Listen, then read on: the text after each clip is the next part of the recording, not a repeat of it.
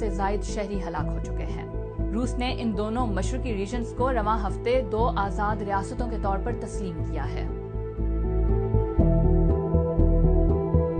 روس نہیں چاہتا کہ یوکرین یورپی تنظیموں جیسا کہ یورپی یونین یا دفاعی اتحاد نیٹو کا حصہ بنے۔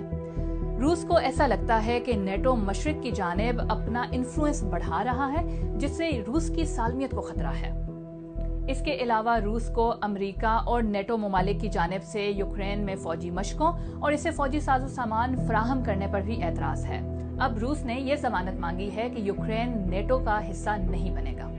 دوسری جانب نیٹو اور یورپی یونین کے لیے یہ تمام نان سٹارٹرز ہیں، اور یہی وجہ ہے کہ گزشتہ کئی ہفتوں سے ڈیڈ لاک چل رہا تھا۔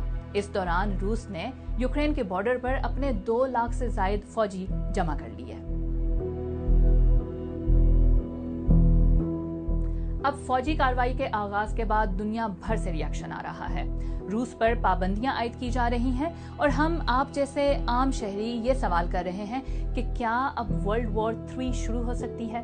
تو اس کا جواب ہے نہیں۔ یوکرین کے حالات کتنے ہی خراب کیوں نہ ہو جائیں، فی الحال تیسری عالمی جنگ کا کوئی خطرہ نہیں ہے۔